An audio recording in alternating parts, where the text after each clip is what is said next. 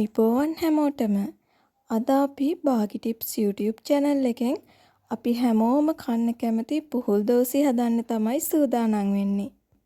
පුහුල් කියන්නේ ගොඩාක් ගුණදායක කෑමක්. අපිට මේක විවිධ ක්‍රමවලට පිළියෙල කරගන්න පුළුවන්. ඒ අතරින් පුහුල් දෝසි කියන්නේ ලොකු පොඩි ගොඩාක් හැමෝම කැමති රසවත් කෑමක්.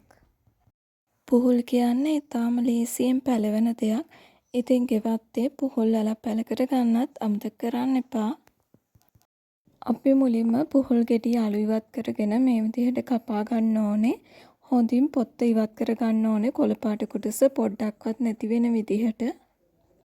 ඒ වගේම පුහුල් මදෙත් පොඩ්ඩක්වත් නැති විදිහට හොඳට කපලා අයින් කර ගන්න ඕනේ.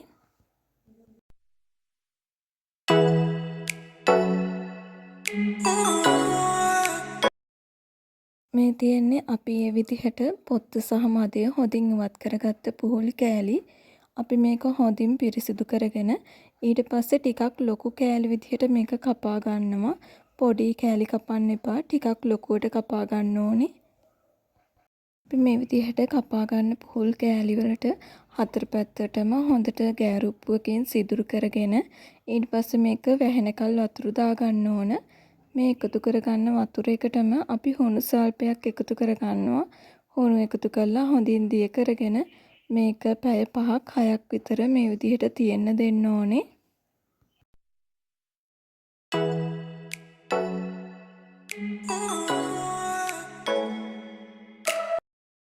ඔයාලා දකින්නේ පැය 5කට විතර පස්සේ අපි හුණු දාපු වතුර එක හොඳින් පෙරලා ඉවත් කරගෙන ඊට පස්සේ හොඳ පිරිසිදු ජලයෙන් මේක හොඳින් පිරිසිදු කරගන්න ඕනේ. හොඳට දෙතුන් පාරක්ම හොදලා පෙරලා ගන්න ඕනේ.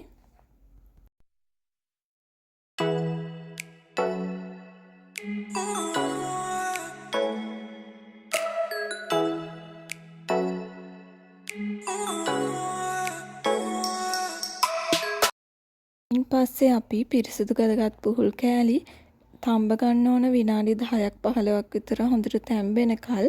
ඒ නිසා අපි ලිපේ තියන්න පුළුවන් භාජනයකට පුහුල් කෑලි ටික වැහෙනකල් වතුර එකතු කරලා විනාඩි 10ක් 15ක් විතර පුහුල් කෑලි තැම්බෙනකල් හොඳින් තම්බ ගන්න ඕනේ. විනාඩි 10කට විතර පස්සේ පුහුල් කෑලි හොඳට තැම්බිලා තියෙන්නේ. මේ වෙලාවේ අපි උණු වතුර එකෙන් පුහුල් කෑලි ටික ඉවත් කර ගන්නවා.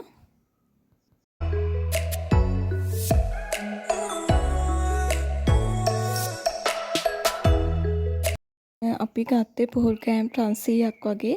ඒ නිසා අපි මේකට සීනි 800ක් වගේ එකතු කරගෙන මේකට වතුර තේ හැඳි 4ක් වගේ දාලා අපි මේක පොඩ්ඩක් රත් කර ගන්නවා.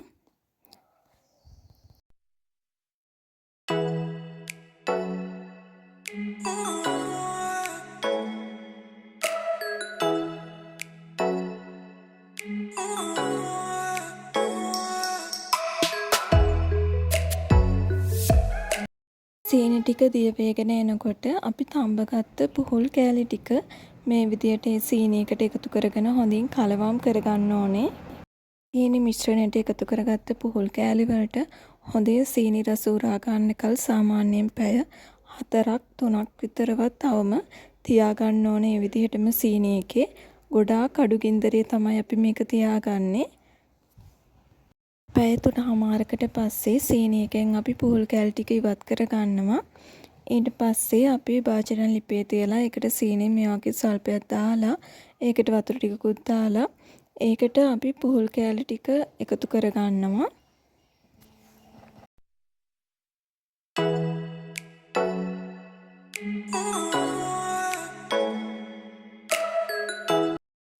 මේකට එකතු කරගත්තට පස්සේ අපි නිතරම මේක කලවම් කරන්න ඕන. ටිකක් වෙලා යන වැඩක් තමයි. ඒත් රසවත් පුහුල් දෝසි ගෙදරදීම හදා ගන්න පුළුවන් අපිට.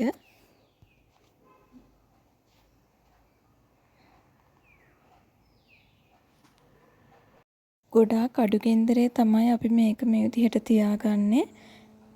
නිතරම කලවම් කර කර මේක කරන්න ඕනේ.